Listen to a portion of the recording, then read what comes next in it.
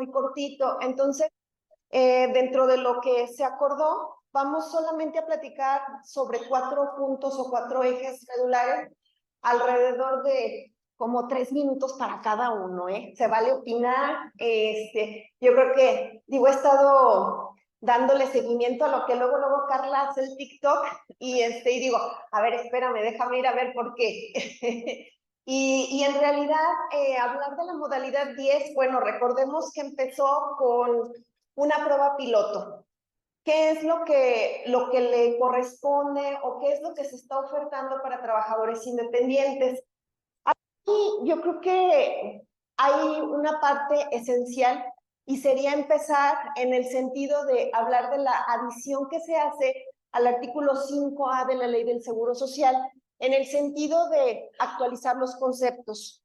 Hay 3 conceptos que se están actualizando o que se están incorporando a lo que es la propia disposición y se refiere en primera instancia a los trabajadores independientes, a la unión civil y a los servicios de guardería. Aquí, bueno, pues yo creo que la parte de trabajadores independientes como concepto, tal cual a la letra señala el Diario Oficial de la Federación para la incorporación, que justamente es una persona física que no esté sujeta a una relación subordinada de trabajo. Si recordamos qué es lo que entendemos por relación de trabajo, debemos de enfocarnos a que se trata de cuando existe una relación entre 2 personas que tienen una obligación, un derecho, y se recibe una remuneración por la actividad que se realiza. Entonces, aquí, ¿qué es lo que vemos nosotros como esta definición? Se está tratando de ser incluyentes en el sentido de que si yo soy asesor o profesionista independiente, pues puedo levantar la mano y no necesariamente quedar fuera de tener una expectativa a recibir una pensión como ya muchos de ustedes han estado planeando para poder recibir algo al final de su vida productiva, ¿sí? Entonces, ¿qué es lo que se hace aquí? ¿Cuántas personas estamos sujetos a una relación laboral y además a veces nos falta nada más vender mole los domingos, ¿verdad? ¿Por qué? Porque no nada más nos dedicamos a esa relación laboral, sino que realizamos o desempeñamos algunas otras actividades o nos la rifamos en el barquito del emprendedor y ponemos un negocio de una cosa o de otra. Entonces, esa es la apertura que ¿para qué? Para que con independencia de que tengas una relación laboral, pues tú puedas justamente pagar aportaciones para que sigas cotizando o recibiendo los beneficios de manera directa. ¿Cuáles beneficios? Todos los que recibe como un trabajador producto de una relación laboral, ¿sí? Aquí justamente me voy a regresar a lo que es cuál es la exposición de motivos o la intención de que se le dé cabida dentro de la ley a este régimen.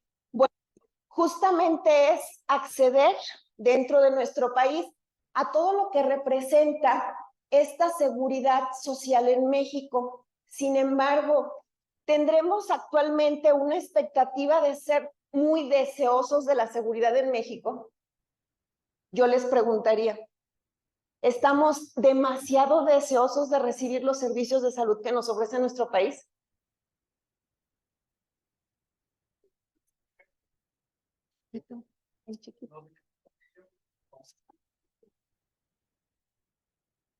Vamos a abonar que no se haga un monólogo. Los dos. Tanto como estar deseosos de tener un servicio de seguridad social, no lo estamos porque es muy deficiente el servicio público. Entonces, así como deseosos, yo creo que no. Considero que la mayoría de las personas que se están acercando a esta modalidad 10 de trabajadores independientes es con la finalidad de tener acceso en un futuro próximo a una pensión, pero no tanto para el servicio médico. Gracias. Gracias, Jorge. Bueno, pues entonces, justamente, si nosotros estamos conscientes de que hablamos de un seguro social, la esencia primordial es precisamente recibir los servicios de salud. Y hoy en día cambia esa expectativa, porque lo que me interesa es hacer un guardadito, ¿para qué? Para cobrar una pensión a futuro, ¿sí? Entonces, esto, bueno, pues ya para no estarle buscando, porque estoy asegurado con 2 o 3 patrones y resulta que luego a veces no falta quien de distraído le diga, no, es que estás acumulando todo por semanas de cotización más rápido, ¿no es cierto? O sea, aquí son situaciones distintas. Entonces, principalmente, yo soy de la idea de que es hablar de una planeación, ¿sí? Y es hablar de una planeación financiera, ya que se empieza a encuadrar dentro del marco legal.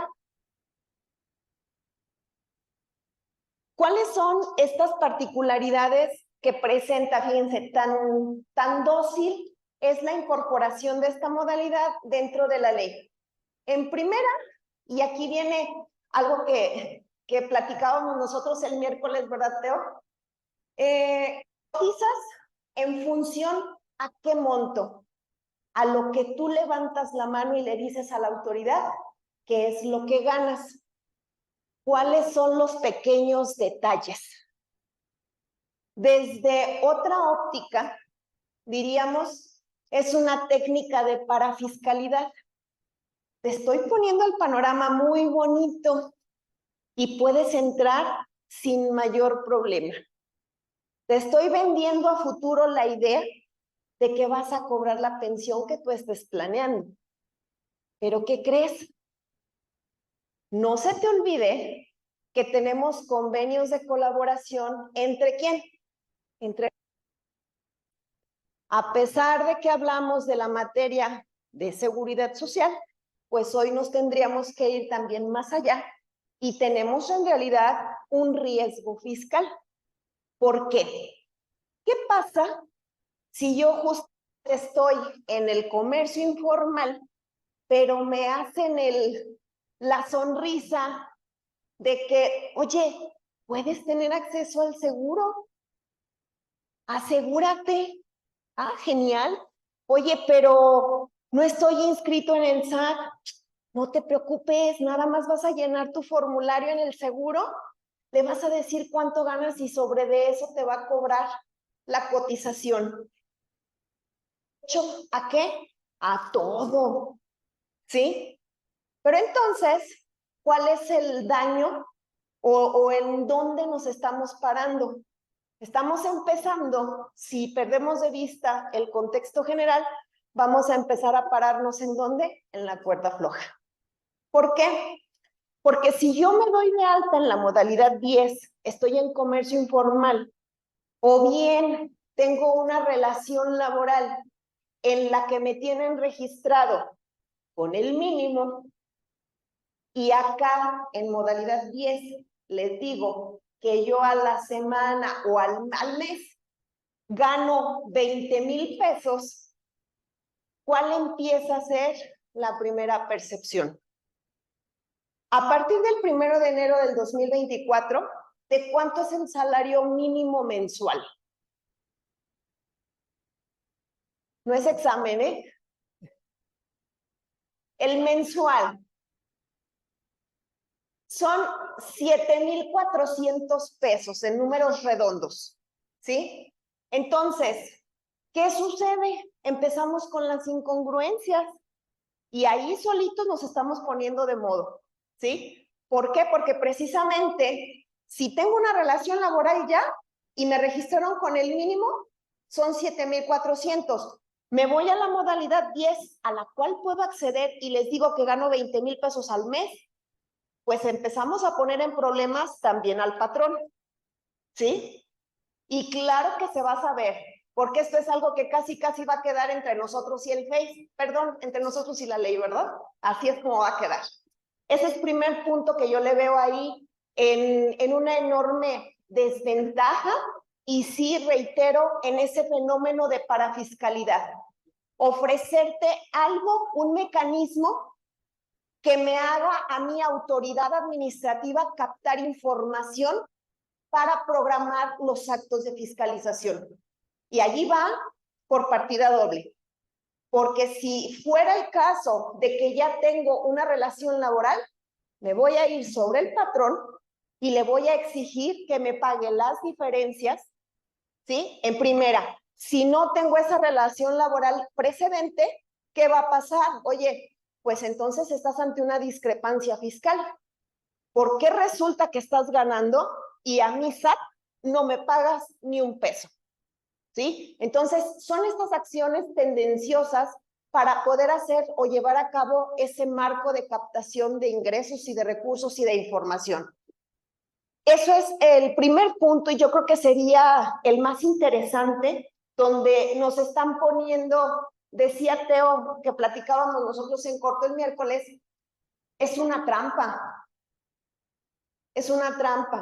pero ¿en quién está o en quién radica esa responsabilidad? Justamente en nosotros, que seamos claros al hacer el análisis y la propuesta a quién va a ser el usuario final, ¿sí?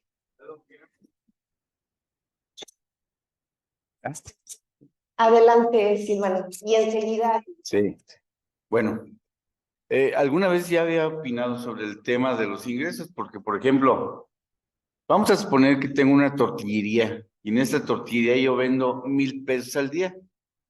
Yo no puedo decirle al SAT que mis ingresos son de 30,000 pesos al mes, porque no todo, porque digo al IMSS, porque no todo es mano de obra. El seguro social tiene que ser sobre mano de obra. Yo tendría que determinar mis costos, tendría que determinar pues mis costos, mi costo de ventas, mi costo de producción. Entonces, si yo vendo 1,000 pesos, pues de masa tengo que pagar 600 y tengo que pagar 10 de gas o y entonces te va a sobrar de mano de obra, digamos, 300 pesos diarios. Sobre eso lo tendríamos que manifestar. Y entonces el IMSS debería tener un mecanismo donde te dijera cuánto es lo que esa actividad debes de reportar de mano de obra, como lo hace con construcción, que te dice por metro cuadrado de construcción tienes que tener tanto de mano de obra. Entonces, pero el SAT no puede, y el SAT y el seguro no pueden cruzar con CFDI porque los ingresos nunca van a ser los mismos. Entonces, tiene que haber un mecanismo y yo siento que todavía están ahí en pañales en esto, lo van a poder hacer, y sobre todo porque no te piden ni registro federal de contribuyentes para el trámite de la modalidad 10. Si no le pones registro federal, te brinca el trámite y puedes avanzar. Así es. Y fíjate, Silvi, otra cosa importante, dice se ve esto en pañales. Sin embargo, recuerden que en disposiciones transitorias que está establecido que la autoridad tiene ¿cuántos días para dictar las reglas? 180 días para dictar las reglas. Entonces, casi como dice el dicho, vea, tú primero afusílalo y luego averiguas. Entonces, así está. Pero fíjense, que la balanza está inclinada a medios. Ahorita vamos a ver por qué. Adelante, Elvia, por favor. Sí, Pati, efectivamente, no aclaraba. ¿No se oye? Los dos. Ah, sí, por eso. No aclaraba si eran ingresos brutos o netos, pero también, si alguien está dado de alta con un patrón, pues es por sueldos y salarios, y si tienes una actividad, por decir, tengo una cocina económica, me doy de alta por la cocina económica, no le pueden decir al patrón que le aumente el salario por otra actividad de cocina económica, son diferentes, por eso es independiente. Que comentabas que podían exigirle al patrón que le ajustara el salario base de cotización. En determinado momento para aclarar diferencias. Sí, pero de todos modos, son diferencias. actividades diferentes. Claro. Es independiente. Nosotros lo percibimos así, Elvia, pero cuando estás en el área de la autoridad, a la autoridad lo que le interesa es dinero. Le interesa el dinero y a ti como parte interesada es lo que le toca demostrarle. Y principalmente porque no existe la regla en este momento que nos aclare cuál es el parámetro que se debe de seguir. Es totalmente absurdo que me digas que solamente es que yo te informe cuánto gano y en función de ello llevar a cabo una cotización. Estoy totalmente de acuerdo con lo que está diciendo ahorita. ¿Por qué no decir, precisar que efectivamente es cuál es la utilidad que tú obtienes por la actividad distinta? Pero no nos está manejando ese concepto. Nos está hablando de sobre el ingreso que tú obtengas por esa actividad distinta, que no se sujeta de subordinación.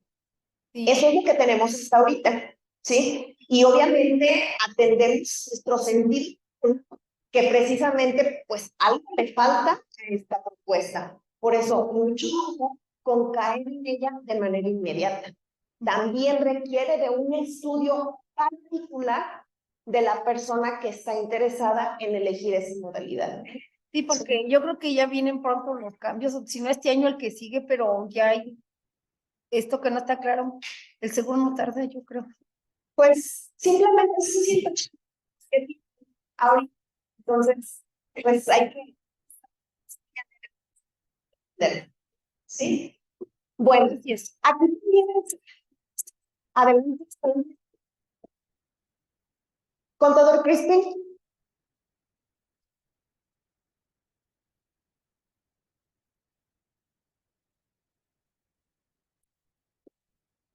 Bien, creo que es conveniente estudiar con precisión lo que se pretende.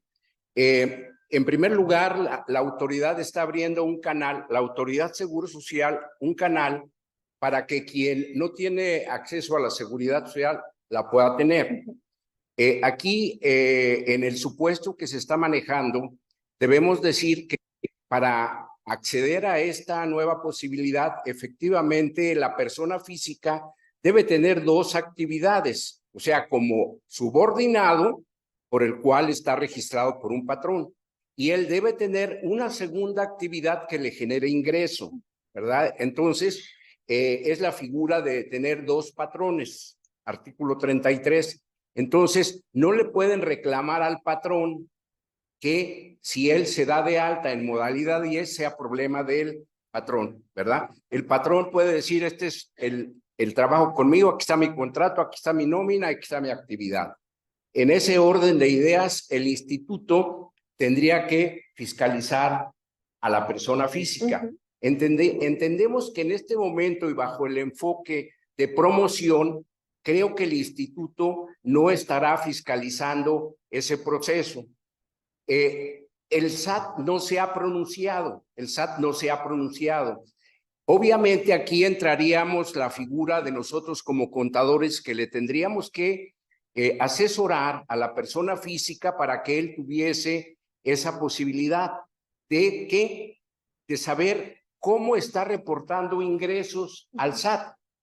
Al SAT, al final del día, puede estar en las diferentes opciones que existen para reportar su ingreso o cómo obtiene su ingreso en ese sentido. No el ingreso es equivalente a salario, ni podemos manejarlo. La disposición específica en seguridad social hoy dice, tú me dices qué salario voy a tomar en cuenta para darte acceso a la seguridad social en esta figura, pero no está previsto que esa incorporación lleve las reglas de un patrón, es decir, que tenga una contabilidad, que tenga una nómina, que tenga todo ese proceso, no existe, es una incorporación voluntaria y esa incorporación voluntaria de hecho equivale al pago por ese beneficio.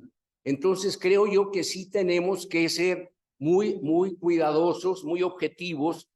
En principio, la intención es que quien hoy no tiene opción de tener un mejor ingreso, porque sí está generándolo por una segunda actividad, lo tenga. Entonces yo creo que no es conveniente espantar a las gentes, más bien lo conveniente es asesorarles y llevarlos para que efectivamente se ubiquen en una corrección. Me parece que es temerario decir que es un engaño y que lo que se busca es tener más ingresos. Yo creo que no es esa situación. Lo que se está buscando, y eso lo dice la fundamentación de motivos, es una opción. Lo que no debe permitirse es simulaciones, ¿verdad?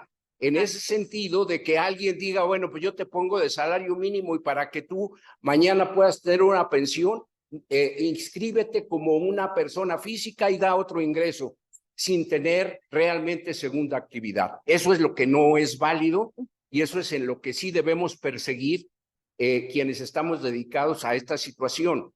Pero, primeramente, tenemos que establecer cuál es el objetivo. Recuerden que el objetivo es una incorporación voluntaria que no tiene obligaciones, que sí tiene un patrón que tiene trabajadores, de llevar una nómina, de tener una contabilidad, de hacer manifestaciones, es decir, avisos. Entonces, sí, yo sugeriría que seamos cuidadosos y que sepamos cómo explicar este proceso.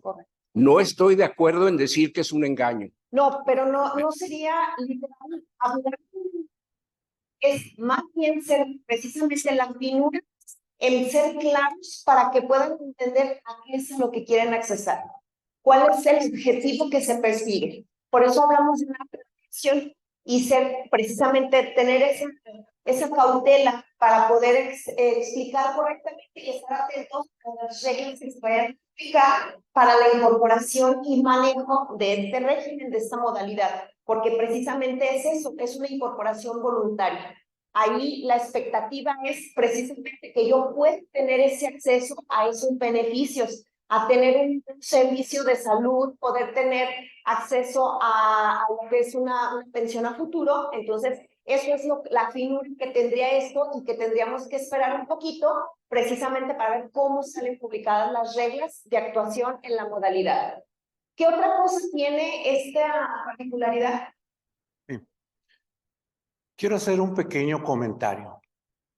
Cuando mencionaste que esto puede dar pauta a que el SAT, hablemos en concreto, pueda fiscalizar a esas personas físicas que una vez que se inscriben como trabajadores independientes, manifiesten un ingreso muy alto, es el equivalente a la modalidad 40. Y la modalidad 40 no tiene los 3 años que tiene esta modalidad 10.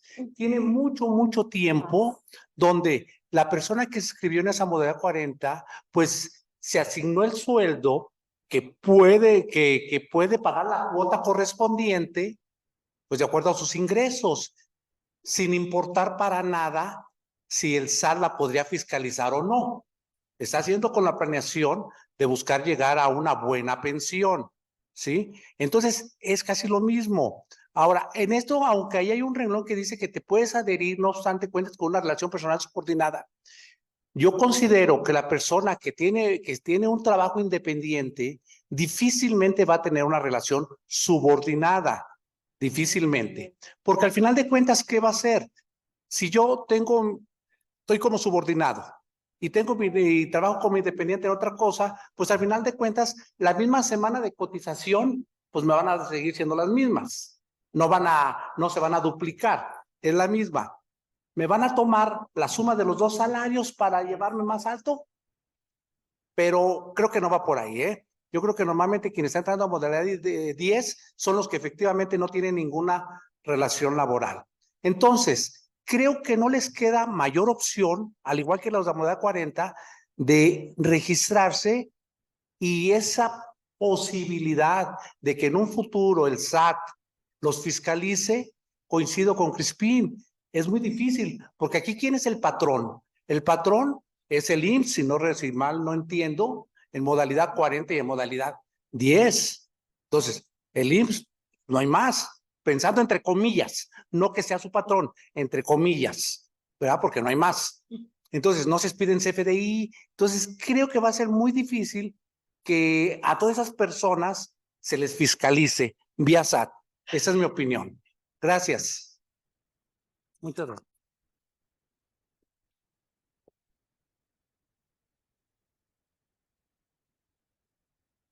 Gracias. Bueno, en mi opinión, respecto a lo que comentabas, Jorge, no estoy de acuerdo en el tema de la modalidad 40 con lo de la comparativa con modalidad 10, porque si nosotros nos vamos a analizar lo que dice específicamente la ley del Seguro Social para modalidad 40, te dice que efectivamente tú puedes elegir el salario base de cotización con el que quieras, solo con el que tú quieras cotizar y tú decides.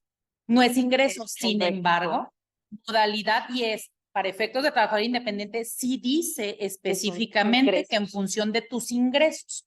Entonces, creo que ahí, para mí, sí hay una distinción clara. Segundo punto, el tema de que puedas tener ambas modalidades, lo dice la propia ley. Lo dice la propia ley. La ley sí dice en el capítulo 222, 223, 224 de la ley, te dice que tú puedes ser subordinado e independiente al mismo tiempo. O sea, sí puedes estar dado de alta como trabajador y como modalidad 10. ¿Por qué? Porque la esencia de la seguridad social tiene dos vertientes, prestaciones en dinero y prestaciones en especie. Y si bien es cierto que para prestaciones en especie ya están cubiertas con tu patrón y no necesitarías más, las prestaciones en dinero no es lo mismo que tú que estás ganando 100 pesos con un patrón y por tu cuenta ganas otros 400, tú recibas una pensión, incapacidad y demás con 100 pesos. Por eso te permite que si tú quieres llegar a recibir lo que realmente ganas, date de alta en ambas casos y sí viene específicamente que es compatible con una relación obrero-patronal. Sí lo dice de manera textual que puedes hacerlo de ambas maneras. Sin embargo, si nosotros nos vamos de manera directa a entender que te dice que en función de los ingresos, en mi opinión, sí deberías de poder demostrar que tuviste ingresos adicionales a una subordinación. Por lo tanto, sí podría llegar a ser en un futuro, no ahorita porque no está regulado, porque no están las reglas, porque no hay una manera, porque efectivamente no va en función de salario, sino de ingresos, porque así es como lo dice, no dice la palabra salario, dice la palabra ingreso. Entonces, ahí sí podría verificar cuáles son tus ingresos con los cuales te diste de alta e incluso hemos visto, no sé si les ha pasado a ustedes en otras ocasiones en el listado, te llega impuesto estatal y te dice, oye, al IMSS le estás pagando tanto y a mí me dijiste que había un ingreso de tal, hay una discrepancia. Entonces, considero que si en un futuro pudiera el SAT hacer lo inverso, tú le dijiste al IMSS que tus ingresos, porque es protesta decir verdad, los ingresos que tú manifiestes, tú le dijiste al IMSS que tus ingresos son de 100,000, ¿dónde estuvieron los impuestos? Considero que sí puede ser un riesgo. No es algo latente, no es algo que esté pasando hoy y no es algo que a lo mejor nunca pasa, pero que pudiera llegar a ocurrir, hay que ver las reglas cómo se van dando. Pero en mi opinión sí son, y quiero con eso terminar, dos situaciones. No es como modalidad 40, es una función totalmente distinta a la que tiene y sí pueden ser dados de alta en ambas modalidades de acuerdo a lo que opino. Gracias. Gracias, Carlita. Yo también coincido en esa parte. Creo que con la participación de, no sé, Sergio Leonel, ¿quién es? Ah, ok, gracias. Entonces, ¿avanzamos o le vas a...? Ah, ok.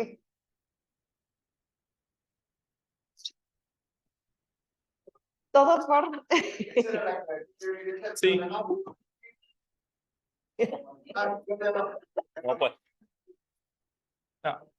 Básicamente mucho de lo que quería comentar era lo que aunó Carlita, pero aquí la situación es también entender que una manera muy clara es ver cuando un trabajador tiene una relación laboral con dos patrones. Como aquí estás pagando también un seguro de riesgos de trabajo, entonces nace nuevamente este supuesto que se da que tendrías una incapacidad por enfermedad general, por un lado, y por el otro, una de riesgo de trabajo. Entonces, sí hay muchas variantes que tú puedes determinar. Aquí lo que yo platicaba con Winnie es algo que, si bien las reglas no están muy claras, otro supuesto importante, creo, es que para ningún trabajador independiente debería de pagar de manera anualizada o semestral, a excepción de los mexicanos trabajadores en el extranjero. ¿Por qué?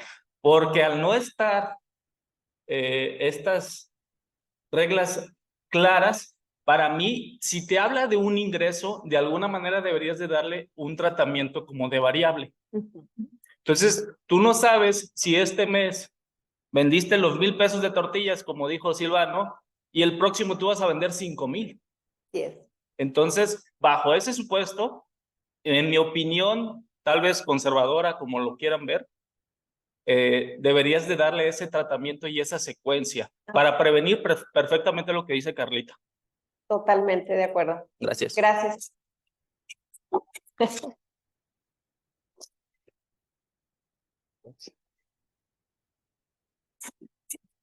Hola, en el comentario precisamente iba en el sentido de lo que acaba de aclarar Carlita, porque son situaciones absolutamente diferentes y creo que el temor o la situación que planteabas en cuanto a que el SAT lo pudiera ver o no ver y si hay riesgo de ser fiscalizado, pues aquí lo que hay que observar es que siempre puede fiscalizar el SAT. Realmente son dos leyes, son dos sentidos absolutamente diferentes y el SAT podrá fiscalizar a quien quiera y tomando los datos de donde quiera. Ahora, ¿es bueno que fiscalice o es malo?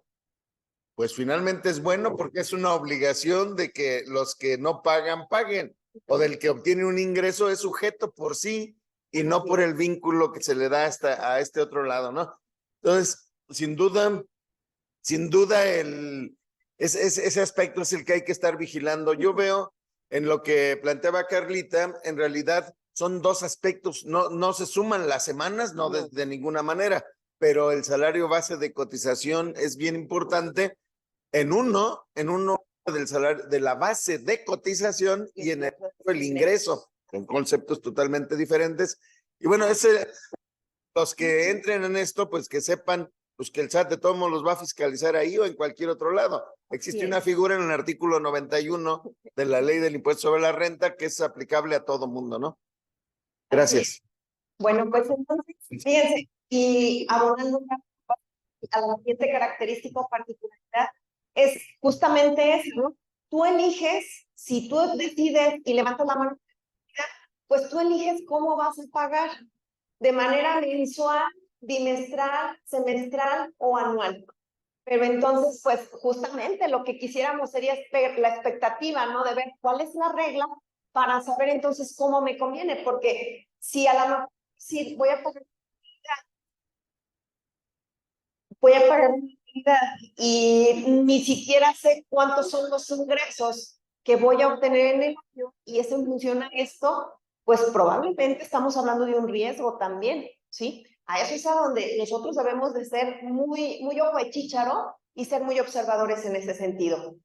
Te puedes adherir ante cuentas con una relación personal subordinada conforme a la Ley Federal del Trabajo. Bueno, creo que dentro del ya lo tenemos bien claro. Sí se puede y sí se da el supuesto para que estén las dos modalidades y son compatibles totalmente. Pago de la cuota obrero patronal.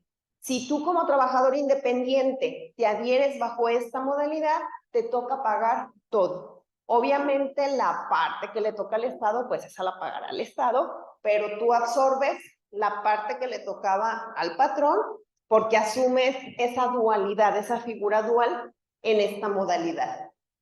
Podrá dar nacimiento a una responsabilidad solidaria.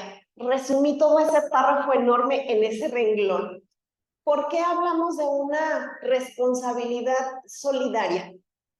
Porque ahora resulta que en caso de que tú tengas también una relación laboral, la autoridad podrá pedirle a ese patrón que tú tienes que te haga la retención de las cuotas de la modalidad 10. Si entendí bien yo la redacción de la propuesta, está en ese sentido. ¿Y qué va a implicar? Que en automático, si tú dices que estás reconociendo a esa persona con la que tienes una relación laboral y le vas a retener lo que a él le corresponde pagar por la modalidad 10, te conviertes en automático en ese responsable solidario para el pago de.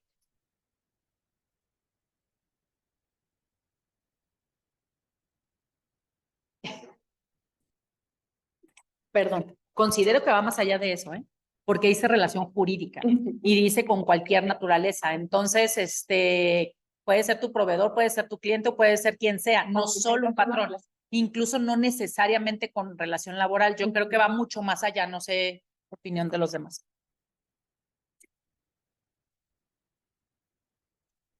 Esther. Es una duda, Pati, ¿sí se escucha? En los dos.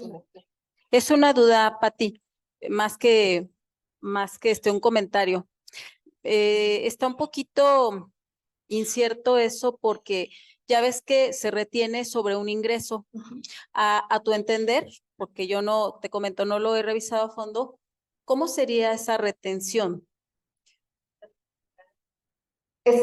Tendríamos que... O sea, no sabemos todavía.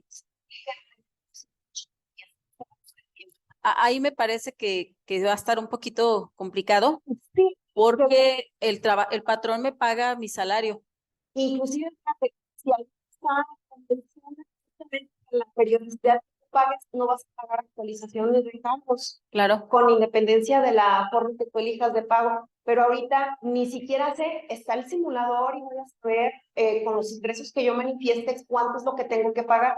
Pero para que pueda echar a andar esta opción que esté ahí, ya está incluida, creo yo que sí está endeble porque no me dice cómo.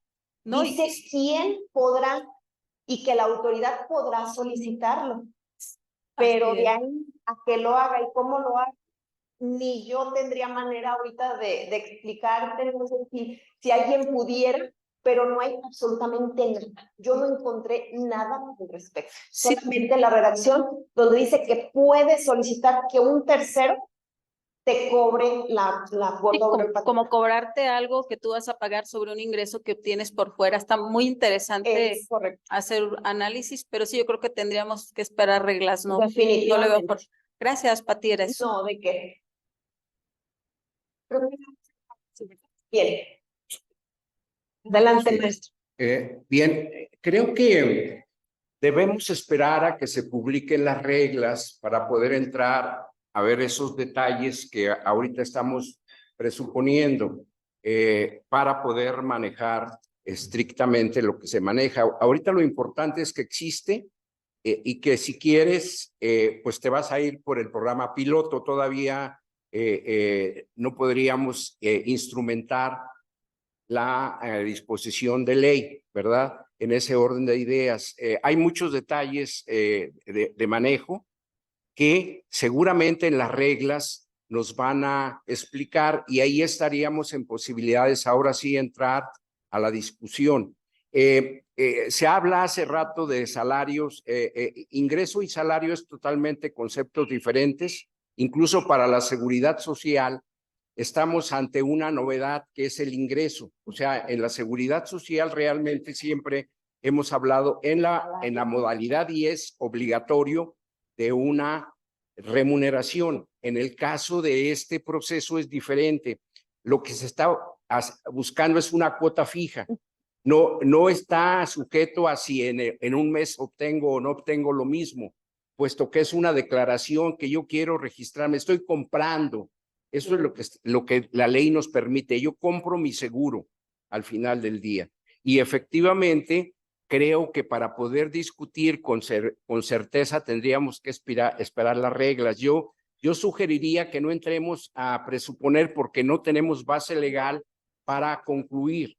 Lo que sí es un hecho, que esto va a funcionar y que es una opción que tenemos que manejar. Porque si no, nos vamos a perder. O sea, no tenemos fuente para decir esto va a pasar así, no la conocemos, porque ni siquiera el programa piloto se pretende hacerlo como la regla. La prueba piloto lo que está demostrando es que sí funciona, que sí hay interés y que de alguna manera también la autoridad va a buscar establecer algunos candados para evitar las simulaciones, ¿verdad? Toda esa parte es la que estamos en espera y mi recomendación sería no especular, sino esperar la regla y que en todo caso sí es importante que sepamos que existe y que a lo mejor tenemos que irnos preparando para ciertas circunstancias que tenemos que tocar. Cuando seamos reclamados como contadores asesores, ¿verdad? Un asesor de la persona física y creo que aquí sí es muy importante que no pudiéramos juzgar aisladamente la seguridad social por el efecto que ya se planteó, que ya se tocó aquí, de que el que se inscriba sí está haciendo una declaración ante una autoridad fiscal de un posible ingreso. Entonces, esa parte es la que sí tenemos que cuidar como contadores, pero no en el ángulo de la seguridad social, sino el ángulo de el proceso fiscal.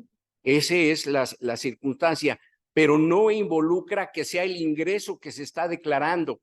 En realidad estoy comprando un beneficio. A futuro. Creo que esa es la parte que nos va a ayudar cuando vengan las reglas a entender cómo lo está planteando el Seguro Social, y entonces sí entraremos en poder armar contra lo fiscal, en donde existen las partes que tenemos inclusive que proponerle a la autoridad ahora fiscal, SAT, cómo podría ser esta circunstancia.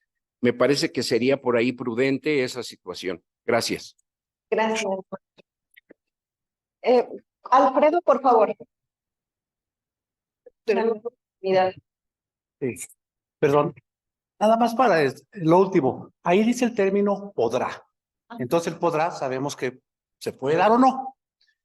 Aquí me queda la duda de por qué ese renglón. Porque si de alguna forma yo me registro como trabajador independiente, yo tengo del día 1, creo que hasta el día 15 del mes, para inscribirme. Una vez que me inscriba, ahí el mismo programa me va a decir de cuánto va a ser mi pago de acuerdo al monto que yo declaré. Esa línea de captura que me va a dar para pagar es la del mes siguiente. Entonces, si yo me registro el 10 de febrero, me va a dar la línea de captura para el pago del mes de marzo, que deberé de liquidar a más tardar el día 17 o 19 de febrero. Si yo no lo pago, no voy a estar cubierto en marzo. Si lo pago, pues ya cubrí marzo. Si en marzo no me vuelvo a inscribir y pagar, pues no tengo la atención en abril. Y así, entonces, si yo estoy pagando por adelantado, ¿por qué va a haber responsabilidad? Número 1. Número 2, nada más ya como no quiero pasar esto por alto. El mes pasado, en diciembre, salió una publicación en los diarios de que el Infonavit como que celebró ya un convenio con el IMSS, donde también los trabajadores que estén en modalidad independiente podrán optar también por estar en el Infonavit, ¿sí? Este mes de enero, para todos los trabajadores que ya teníamos como trabajadores independientes y que cuando los registramos por primera vez, le pusimos la opción de que cada mes me lo fuera reinscribiendo para evitar hacerte ese trámite, en todos los trabajadores en su cédula ya llegó cargado el importe del Infonavit, en todas las cédulas que están en ese caso, y ya no hubo opción de quitarle el Infonavit. Esa opción se hubiera podido ejercer si del día 1 al día 5 de enero se hubiera hecho manualmente otra vez la inscripción, y ahí sí podías optar por decir, no quiero Infonavit, y entonces ya te salía tu línea de captura y tu cédula respectiva sin el Infonavit. Entonces nada más quise mencionarlo porque el seguro los mandó como que no opcional, sino se los cobro y a ver qué pasa. Muchas gracias. Gracias. Porque aún si nos va a empezar a presionar, ¿eh? No, nomás quiero aclarar que no es proyecto. No. No, es que están diciendo proyecto, programa piloto. Ya es ley, está publicado en ley. Entonces ya no es proyecto ni programa piloto. Es ley, que la ley tiene, hay algunas inconsistencias desde nuestro punto de vista es diferente. Y el 222, si no mal recuerdo, bien dice que el Consejo Técnico podrá emitir las reglas respecto a estos trabajadores. Así es, si no las emite, le vas a dar el tratamiento conforme viene la ley. Y conforme viene. Entonces, nomás hacer la aclaración, no es programa piloto, no. Es ley. Ya es porque ya está publicado en diciembre del 2023. Así es. Y bueno, pues con relación esto, palabrita del podrá, pues jurídicamente hablamos de que puede no suceder. Entonces, es simplemente también como ya apropiadamente y atinadamente lo venimos mencionando, puede o no suceder, ¿qué tengo que esperar? A ver si en este lapso de los 180 días que ya están corriendo, se publica algo más. Y hablamos de una facultad discrecional de la autoridad, no estamos hablando que o no, o que sí va a suceder. Desde el momento en que utiliza el verbo de podrá, es una facultad discrecional. No se habla de una firmeza, ni mucho menos, ¿sí? Y finalmente, bueno, pues se va a dar por terminado esta modalidad. ¿En qué momento? Cuando nosotros, si estamos adheridos a esta modalidad, manifestamos por escrito que ya no deseamos estar en la modalidad, o bien, pues la más facilita, ¿verdad? Cuando no pagamos. Dejamos de pagar, estamos fuera. Y pues aquí ese sería el resumen de las particularidades que tiene la modalidad 10. Creo que no hay algún otro punto que hubiera que rescatar en esto. Al final del día sigue siendo la parte de la invitación a estar atentos y pendientes para poder dar una asesoría de manera correcta en esta modalidad. Como siguiente punto de la agenda, y que es un poquito extenso, las enfermedades de trabajo que recién han sido publicadas ahora. Yo creo que como antecedente valdría la pena hacer una pequeña memoria. ¿Desde cuándo estaban las enfermedades de trabajo? Desde 1973. Algo así es la publicación que tenemos. Entonces, estábamos hablando de que en 50 no se había volteado a ver. Cada vez teníamos 161. A partir, yo lo correlacionaría directamente también el buscar una alineación a las normas que recientemente se han ido publicando. El hablar de los factores de riesgo psicosocial con la bendita NOM 35, hablar de la NOM 36, que son las enfermedades musculoesqueléticas, y hablar de lo que también está en propuesta, ¿verdad? De la ley de silla, la ley silla, algo así, que justamente, ¿qué hacen los trabajos que se realizan en home office o bien que permanecemos mucho tiempo sentados? Aquí lo interesante que habría que rescatar sería precisamente los 33 nuevos padecimientos que se incorporan a la Ley Federal del Trabajo para hacer una lista total de 194 enfermedades. Aquí, ¿ya qué es lo que se está incluyendo? Pues las enfermedades que se está comprobando que devienen de la no aplicación de estas normas últimas que han sido de aplicación y observancia obligatoria en las empresas, ¿sí? Ya sabemos que probablemente no hay productividad o no hay una funcionalidad de los trabajadores, que luego de repente si nos vamos a la Organización Internacional del Trabajo te dice, es que ya no son trabajadores, son colaboradores. O sea, empezamos a buscar esa alineación en conceptos, pero pues creo que a lo mejor sería interesante ver cuándo son los riesgos alto, medio y bajo para caer en cualquiera de estas enfermedades. Esto es lo que ahora se está promoviendo y que creo que a nosotros como asesores resulta interesante, por lo menos dedicarle un ratito para ver las descripciones de estas enfermedades. Porque ahí, por ejemplo, literal, en el Diario Oficial de la Federación, en su publicación, cómo viene inclusive quienes están expuestos a padecer ansiedad, depresión, trastornos asociados al estrés. Creo que ahí estamos todos. Y entonces, ¿de qué manera se va a poder generar inclusive una incapacidad? Nuestro rendimiento profesional se está definitivamente mermando por el entorno. Entonces, justamente es la parte que se está... La parte que está ahí también considerada es una observación a lo que es la salud de la mujer, ¿sí? que ya se empieza a observar en este sentido, por ejemplo, cuando se tiene aquí lo manejan como pérdida del embarazo, nosotros en el argot común hablamos de los abortos que pueden ser provocados o X por cualquier situación, ¿no? Entonces, todo eso ya está considerado que es algo que viene a trastornar el rendimiento del trabajador.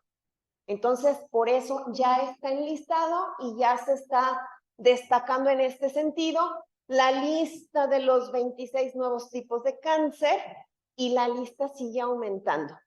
Afortunadamente ya se dieron a la tarea de voltear a ver lo que estamos viviendo en la actualidad y se actualiza. Ojalá que no tengan que pasar otros 50 años para que la lista se pueda actualizar. Y bueno, para ir cerrando, y que ya de hecho creo que lo hemos ido abarcando de manera muy rápida, hablar de un impacto financiero fiscal con las reformas que se están teniendo en materia de seguridad social, por supuesto que lo hay.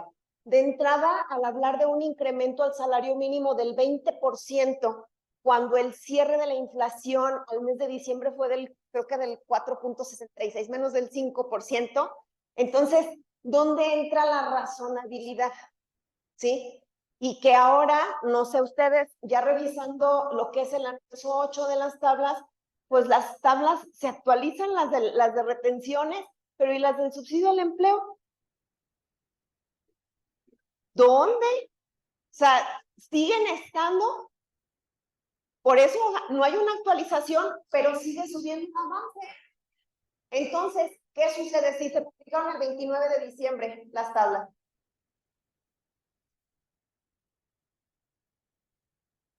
A ver, Checo, ¿quiere participar? ¿Le dan la oportunidad?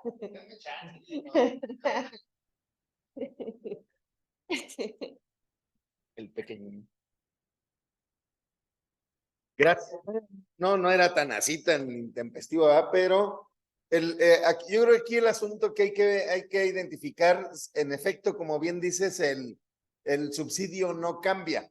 O sea, no se actualiza o no se está actualizando. Por una razón importante, habrá que hacer la aclaración, está en un decreto. Sí, está en un decreto y es una situación que en su naturaleza, en mi opinión, desde siempre, desde que existía el crédito al salario, lo era para subsanar de alguna manera la carga que podían tener las personas de pocos ingresos. ¿Sí? En efecto, si comparamos por hoy el salario mínimo de 249 casi, con 88.60 en el 2018, es casi el triple. Entonces, las personas que se encontraban vulnerables económicamente en aquel momento ya no lo están tanto, o sea, ya no están de la misma manera. En mi opinión, veo esa razón y sí, evidentemente ahora era una forma de redistribución de la riqueza. Hoy ya no hace falta tanto esa parte. No es que, porque entonces todos tendríamos un subsidio, finalmente, pero es porque sí se incrementó. También encuentro otra de las razones de decir cómo el incremento del salario mínimo se va en un 20% si la inflación quedó en 4.66, ¿no? Pero también de alguna manera yo creo que es de esos puntos favorables en cuestión de justicia social, también de que en este gobierno se vio finalmente. O sea, no aplaudo todo lo que haga, pero sin duda esto les ayudó a los trabajadores en el sentido del principio básico también del salario, que tiene que ser remunerador, que alcance para los gastos suficientes de una familia. Por hoy, 7,400 pesos tampoco le van a alcanzar, pero alcanzan más que hace 4 años.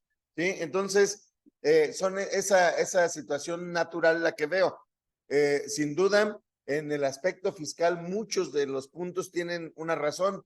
En otros será una razón recaudatoria, en otros una razón de fiscalización, en otras razones extrafiscales absolutamente, ¿no? Entonces, me dieron muy rápido la palabra, pero porque seguramente lo van a platicar. Gracias. Bueno, justamente esta es la que nosotros tendríamos que poner sobre la mesa, que no podemos ser omisos ni ajenos al impacto financiero y económico que tiene y por supuesto el efecto fiscal. Aquí recordemos que la propia ley del impuesto sobre la renta, en el artículo 93, fracción primera, señala que los trabajadores del salario mínimo no serán sujetos del pago del impuesto sobre la renta. Sin embargo, cuando yo hago el cálculo, un trabajador que gana salario mínimo, resulta que tiene impuesto a cargo. Exactamente, pero entonces, ¿qué pasía al momento de hacer la declaración anual de ese trabajador? ¿Qué va a pasar?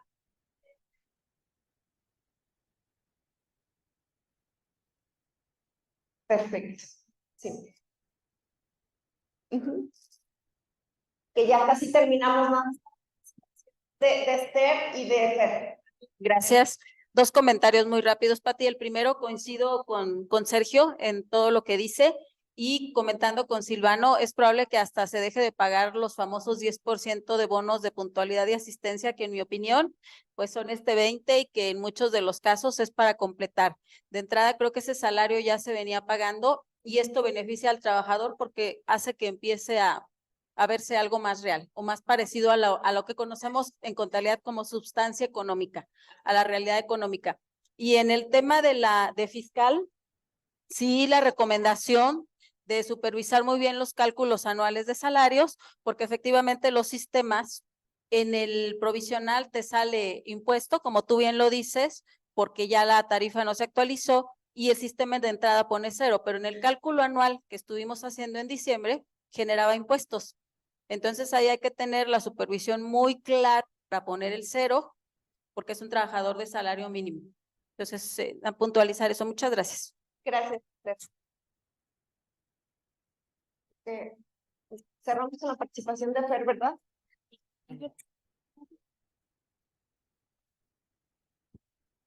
Y tanta.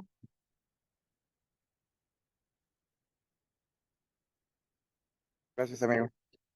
Yo nomás quiero cerrar esa parte del salario mínimo, precisamente que tenemos varios efectos. Uno, al subir, pues nos quitamos del famoso ajuste de subsidio, que para mí era un dolor de muelas.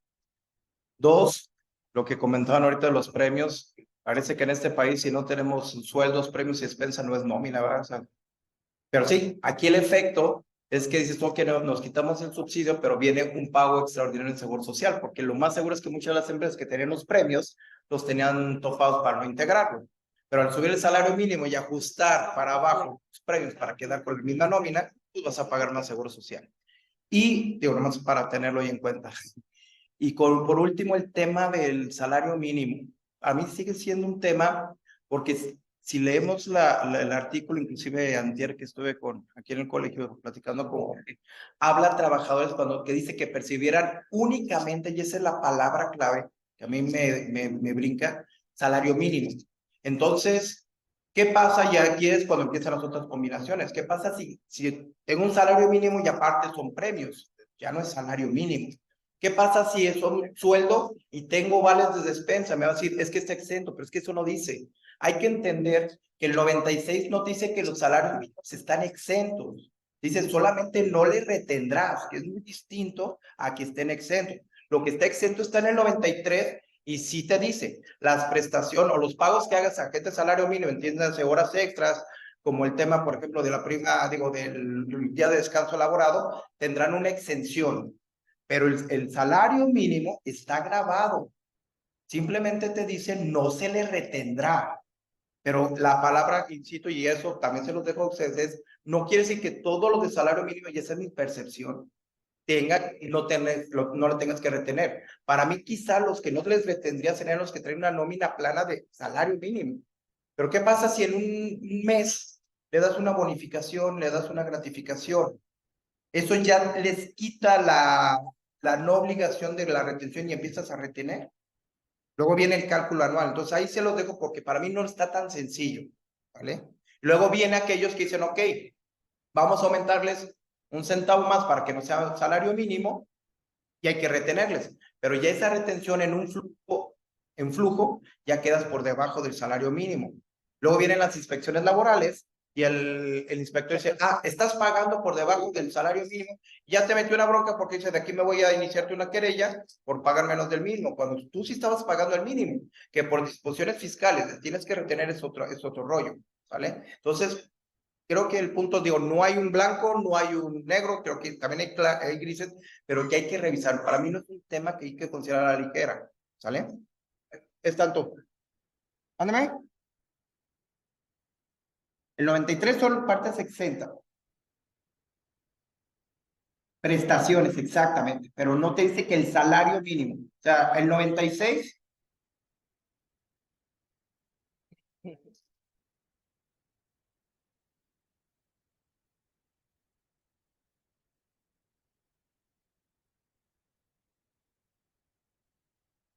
Vuelve a lo mismo. Fíjate la palabra del 96 dice únicamente. El tema es cuando conviene, ¿qué es únicamente? Porque yo puedo ser un trabajador de salario mínimo, insisto, como salario no me dan más que el salario mínimo, pero tengo otras prestaciones, entiéndase, como despensa, una comisión, que me pagaste una comisión una hora extra. Ya no es únicamente, eso es a lo que me quiero referir. ¿Vale? Es tanto. Bueno, muchas gracias. Creo que ya la personamos las participaciones. Muchísimas gracias por su apoyo y por su participación. Un gusto coincidir con ustedes. A todos, a todos. Lo que hacemos nosotros y coincidí con Mandela. Hoy es hoy, el pasado es pasado y toca mirar hacia el